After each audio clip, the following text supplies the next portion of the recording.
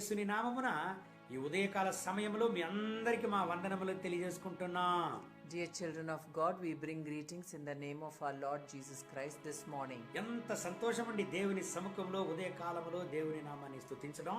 It's such a joy to praise him in his presence. ఈ భూలోకములోనే శ్రేష్టమైన ఆశీర్వాదం ఏమంటే అది దేవునిలో ఆనందించడం. The greatest blessing on this earth is to be joyful in the Lord. అది మాత్రమే మన జీవితంలో నిరంతరం. That is the only thing which is permanent. ఈ ఉదయకాల సమయంలో కూడా ఈ ఒక ఆశీర్వాదమైనటువంటి దేవుని వాగ్దానాన్ని మనం ధ్యానిద్దామండి. Today, this morning, let us meditate on a blessed promise from the Word of God. సామెతలు 1వ అధ్యాయం చివరి వాక్యాన్ని మనం చదువుకుందాం. Let's read from Proverbs chapter 1 verse 33.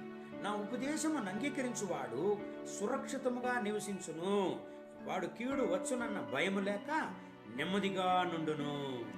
Reading from Proverbs chapter 1 verse 33, but whoever listens to me will dwell safely and will be secure without fear of evil. ప్రియమైన దేవుని బిడ్డలారా, Dear children of God, దేవుని వాక్యం చెప్తుంది చూడండి.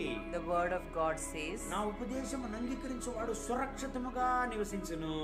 whoever listens to me will dwell safely. దేవుని యొక్క ఉపదేశమును అంగీకరించువారు, Whoever listens to the instruction of the Lord, ఈ దేవుని ఉపదేశాన్ని అంగీకరించువారు whoever listens to the word of God, సురక్షితముగా నివసించును. they will live safely. Israel ప్రజలను గురించి మనం చూసినట్లయితే When we look into the children of Israel, నిర్గమకాండం 14వ అధ్యాయంలో when we look into Exodus chapter 14, మనం చదివినట్లయితే when we read, ఇజ్రాయేలు ప్రజలు ఐగుప్తు నుంచి పాలు తేనె ప్రవహించేటువంటి కనాను దేశానికి ప్రయాణిస్తారు. the children of Israel will travel from Egypt to Canaan, which is a land of milk and honey. ఆ దేవుని బిడ్డల్ని ఫరో యొక్క సైన్యము వెంటాడిందంట. The children of Israel were chased by the army of Pharaoh వాళ్ళని పట్టుకొని to catch them. తిరిగి బానిసలుగా వాళ్ళని నడిపించాలని వాళ్ళని వెంటాడారంట. So they have chased them so that they can catch hold of them and bring them back to slavery in Egypt. ఇశ్రాయేలు ప్రజలు ఐగుప్తు యొక్క సైన్యానికి తప్పించుకోవడానికి పరిగెత్తారు. The children of Israel ran so that they can escape the army of Pharaoh. జరిగిందేమి? But what happened? ఇశ్రాయేలు ప్రజలను ఎర్ర సముద్రం అడ్డుకున్నది. The Red Sea has blocked the children of Israel. ఇప్పుడు ఆలోచించండి, చూద్దాం వాళ్ళ పరిస్థితి ఎట్లా ఉంటుందని. Just imagine what their situation would be. వెనకాల వెళ్ళి బంధించడానికి సైన్యం తరుముతున్నది. The army of Pharaoh has been chasing them from behind to hold them. ముందుకు తప్పించుకోవాలని వెళితే ఎర్ర సముద్రం అడ్డుకుంటున్నది. And there is Red Sea in front of them which is stopping them. ఇరుపక్కల అరణ్యము. And on both sides there is forest. ఎక్కడ తప్పించుకోగలరండి? There is no way for them to escape. మార్గమే లేదు. There is no way. ప్రియమైన దేవుని బిడ్డలారా, Dear children of God, ఈ పరిస్థితి ఒకవేళ ఎలాగున్నదా? is your situation in the similar way? అయ్యో, నేను ముందుకు వెళితే నాకు సమస్యలు. Or you feel that there are problems if you go ahead? నా వెనుక చూస్తే సమస్యలు. There are problems behind me? ఇరుపక్కల సమస్యలు. Oh, I have problems on both my sides? తప్పించుకునేదానికి మార్గం లేదంటున్నారా? Are you saying that there is no way that you can escape? భయపడవద్దు, నిన్ను దేవుడు రక్షించడానికి శక్తిగల దేవుడుగా ఉంటున్నాడు. Do not be afraid, because he is a God who is mighty to save you. సురక్షితంగా నిన్ను కాపాడే దేవుడుగా నీకున్నాడు.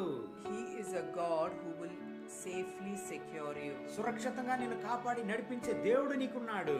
He is a God who will safely secure you and lead you. ఇశ్రాయేలు ప్రజలకు జరిగిందేమి? What happened to the children of Israel? 4 ప్రక్కల వాళ్ళు అడ్డుకోబడ్డారు. They were blocked from 4 sides. నిర్గమకాండం 14వ అధ్యాయం 10వ వాక్యం చెబుతుంది. According to Exodus chapter 14 verse 10 says, ప్రభువా మమ్మల్ని రక్షించుమని ఇశ్రాయేలు ప్రజలు కేకలు వేశారంట.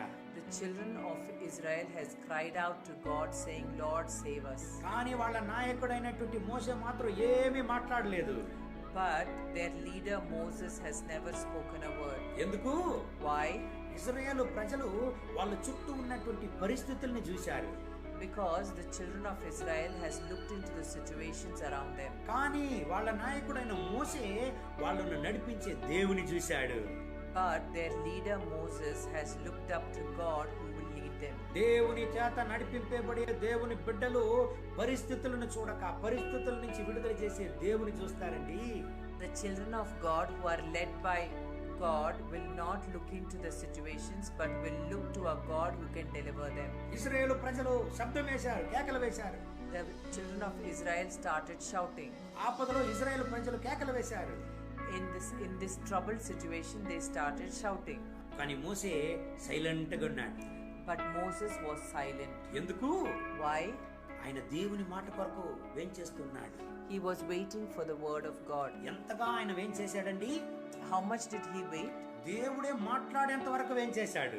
He waited till God spoke to him. నిర్గమకాండం 10వ వాక్యం నుంచి మీరు చదివినట్లయితే, if you read Exodus from verse 10, మోషే ఎందుకు గమ్మని ఉండవు, నీ చేతిలో ఉండేటువంటి కర్రను చాచి ఈ ఎర్ర సముద్రాన్ని చీల్చుమన్నాడు. So the Lord started speaking to Moses, saying that, why are you silent? Take the rod in your hand and strike the Red Sea. నా ప్రజలకు చెప్పు, నేడు మీరు చూసేటువంటి ఎగిప్తులను ఇంక మీదట మీరు చూడరని చెప్పు అన్నాడు. God told him, tell my children that you will never see the Egyptians that you see today. నిర్గమకాండం 14 వాక్యంలో దేవుడు చెప్పాడు, మీ కొరకు యెహోవా యుద్ధం చేయను, మీరు ఊరకనే యుద్ధులని దేవుడు అన్నాడు. According to Exodus chapter 14 verse 14, the word says that God is a God who will fight the battle for you and you shall watch silently. ఈ ఉదయకాల సమయంలో ఈ దేవుని వార్తలు వినేటువంటి దేవుని బిడ్డలారా, during this morning time, all those who are listening to the word of God, సమస్యలు నిన్ను చుట్టుకొని ఉన్నదా? are problems and troubles surrounding you? నీ పరిస్థితుల కష్టాలు నిన్ను నలుపుతున్నదా? Are you troubled with the problems that you have? యెహోవా నీ కొరకు యుద్ధం చేయును. Our God is a God who fights for you. దేవుడు నీ కొరకు యుద్ధం చేయును. God fights for you. నేడు మీరు చూసేటువంటి ఎగిప్తులను ఇంక మీదట మీరు చూడరు. The Egyptians that you are seeing today, you will not see them anymore. నీ కొరకు ఈ ఎర్ర సముద్రాన్ని దేవుడు చీల్చును. God will split the Red Sea for you. ఇశ్రాయేలు ప్రజల కొరకు ఎర్ర సముద్రాన్ని దేవుడు చీల్చాడు, అద్భుతాన్ని చేశాడు. నీ కొరకు దేవుడు ఒక అద్భుతాన్ని చేయును. God has done a miracle for children of Israel by splitting the Red Sea. So the same God will do a miracle splitting the Red Sea for you. ప్రియమైన దేవుని బిడ్డలారా, Dear children of God, శత్రువుల చేత తరమబడుచున్నారా? are you being chased by your enemies? దేవుడు మీ కొరకు యుద్ధం చేయును. God is a God who fights for you. అయ్యో మాకు సహాయం లేదే. Are you crying saying you don't have help? ఎవరు మా కొరకు సహాయం చేదురు అని అంటున్నారా? Are you saying who will help me? దేవుడు మీ కొరకు సహాయం చేయును. God is a God who will help you. దేవుడు మీకు సహాయం చేయును. God will help you. దేవుడు మీ శత్రువుల ముందు మిమ్మల్ని జీవంగల సాక్ష్యంగా నిలుపును. God will make you as a living testimony in front of your enemies. నిన్ను నాశనం చేయడానికి ఎవరి వల్ల కాదు. Nobody can destroy you. నిన్ను దేవుడు కాపాడే దేవుడుగా ఉంటున్నాడు. God is a God who will save you. నీ బిడ్డల్ని కాపాడే దేవుడుగా ఉంటున్నాడు. He is a God who will save your children. నీ కుటుంబాన్ని కాపాడే దేవుడుగా ఉంటున్నాడు. God is a God who will save your family. సోలిపోవద్దు దేవుని బిడ్డ. Do not lose heart. అయ్యో నేను ఎంతగా తరమబడుతున్నాను. Oh, you must be thinking, how much more will I be chased? నన్ను అర్థం చేసుకుని సహాయం చేసేవాళ్ళు ఎవరు లేదే అని ఏడుస్తున్నావా? Are you crying saying that who will understand me and help me? యెహోవా నీ కొరకు యుద్ధం చేయును.